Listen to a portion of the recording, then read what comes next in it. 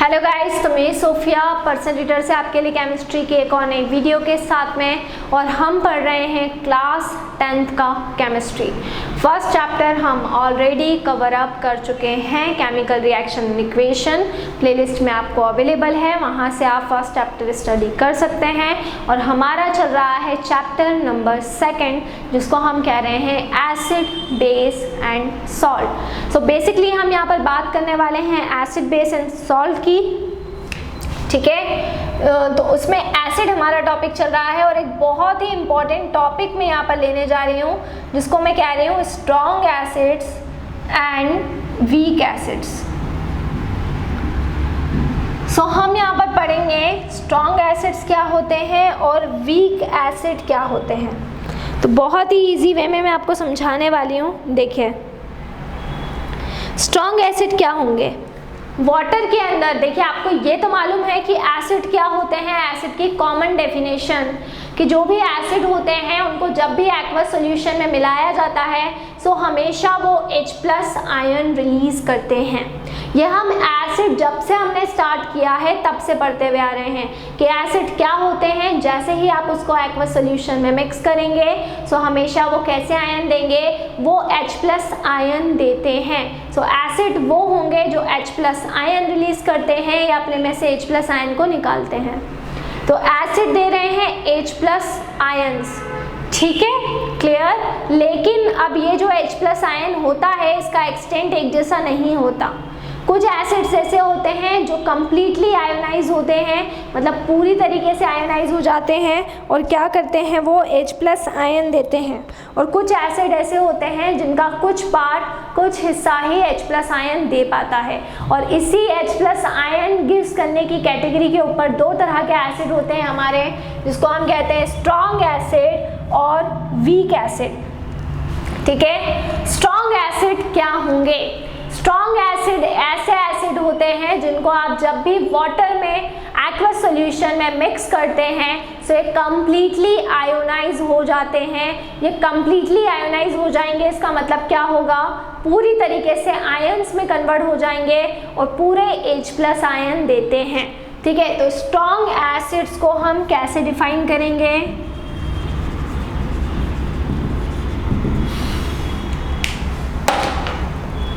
An acid which is completely ionized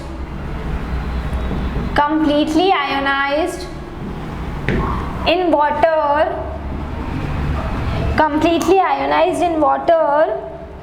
and produces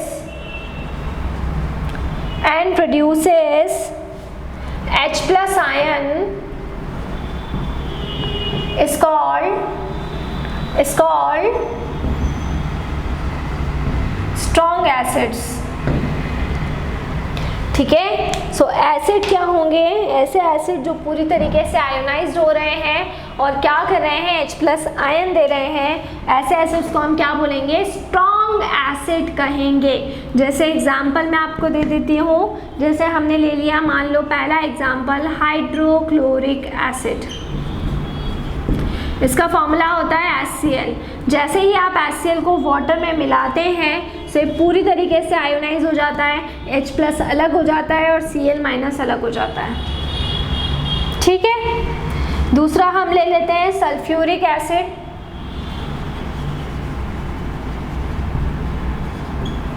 H2SO4, इसको भी जब वाटर में मिलाओगे तो 2H+ अलग और SO4 2- कम्प्लीटली आयोनाइज्ड हो जाएगा, ठीक है। तीसरा होता है आपका नाइट्रिक एसिड, जिसको हम कहते हैं HNO3। इसको भी जब आप मिलाओगे तो H+ पूरा अलग और NO3 2- पूरा अलग,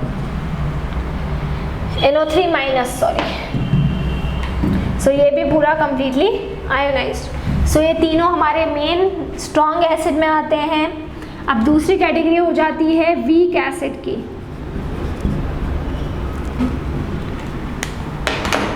सो देखो, वीक एसिड क्या हो जाएंगे, ऐसे acid, an acid which is which is incompletely ionized in water। जो completely ionized नहीं होते, जो इनकम्प्लीटली आयोनाइज्ड होते हैं, जो पूरी तरीके से जिनका आयोनाइजेशन नहीं होता, उनको हम कहते हैं वीक एसिड। ठीक है, तो N acid which is incompletely ionised in water and produces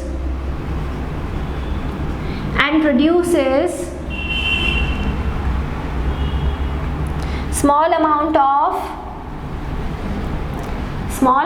of H plus ions is called weak acid। ठीक है, तो जो पूरी तरीके से आयोनाइज नहीं होंगे, जिनका कुछ हिस्सा आयोनाइज होगा, उनको हम क्या बोलेंगे? उनको हम वीक एसिड बोलेंगे। और उसमें सबसे पहला एग्जाम्पल किसका आ जाएगा? एसिटिक एसिड का, जिसको हम क्या बोलेंगे? एसिटिक एसिड को CH3COOH। तो ये पूरा आयनाइज नहीं होते, इनका कुछ हिस्सा ही आयनाइज हो पाता है। ठीक है, कार्बोनिक एसिड ले सकते हैं हम इसमें और एग्जाम्पल, यानी कि H2CO3। सो इसको जब आप डिकम्पोज करोगे तो ये भी 2H प्लस और CO3 2- हो जाएगा। तो इस तरह से इसका कुछ पार्ट ही आयनाइज हो पाता है, कंप्लीट पार्ट आयनाइज नहीं हो पाता। सो ये आपका हो गया है पूरा कंप्लीट। नेक्स्ट वीडियो में मैं आपको और कुछ टॉपिक्स करवाऊंगी एसिड बेस एंड सॉल्ट से। तो ये बहुत ही इंपॉर्टेंट टॉपिक था, इसके पहले के टॉपिक आपको ऑलरेडी प्लेलिस्ट में अवेलेबल है, सो वहाँ से आप देख सकते हैं। और इसी के साथ में मैंने आपको क्लास 11, 12 ऑलरेडी करवा रखा है। सो जो भी क्लास 11th और 12th के बच्चे हैं वो कंटेंट में जाएं और कंटेंट में जाकर वहाँ से वो क्लास 11th और 12th का जो भी सिलेबस है उसको आप वहाँ से देख सकते हो। 9th का भी और कंटेंट पूरा आपको करवा दिया गया है। सो 9th का केमिस्ट्री भी आप प्लेलिस्ट के फोल्डर में जाकर देख सकते हैं। 10th का फर्स्ट चैप्टर हो चुका है केमिकल रिएक्शन एंड इक्वेशन, वो भी आपको प्लेलिस्ट में मिल जाएगा। एसिड बेस एंड सॉल्ट के बहुत सारे टॉपिक हो गए हैं, कुछ टॉपिक्स और बाकी हैं। जैसे ही वो भी होंगे तो ये चैप्टर भी आपका कंप्लीट हो जाएगा। ठीक है, इसके अलावा अगर कोई टॉपिक मुझसे छूट गया है तो वो आप कमेंट बॉक्स में डाल सकते हैं, तो वो मैं आपको कंप्लीट करा दूंगी। तो घर पर रहें, सुरक्षित रहें, ज़्यादा से ज़्यादा पढ़ाई करें, बाहर ना निकलें क्योंकि बहुत सारे केसेस आ रहे हैं। और अगर आप हमसे ऑनलाइन होम क्लासेस की फैसिलिटी लेना चाहते हैं तो हम आपको ऑनलाइन होम क्लासेस की फैसिलिटी भी प्रोवाइड करा रहे हैं। हमसे ऑनलाइन होम क्लासेस पढ़ने के लिए डिस्क्रिप्शन में जाकर सारी डिटेल्स ले लें और हमसे कांटेक्ट करें। घर पर रहें, सुरक्षित रहें, बाहर ना निकलें, बहुत ज़रूरी हो तो ही बाहर निकलें। इसके अलावा भी अगर आपको कोई टॉपिक पढ़ना है, कोई चैप्टर ऐसा है जो मेरे से छूट गया है, तो आप बिल्कुल कमेंट सेक्शन में डालकर वो बोल सकते हैं। तो चैनल को लाइक करें, शेयर करें, सब्सक्राइब करें। Stay home, stay safe, study hard. Thank you.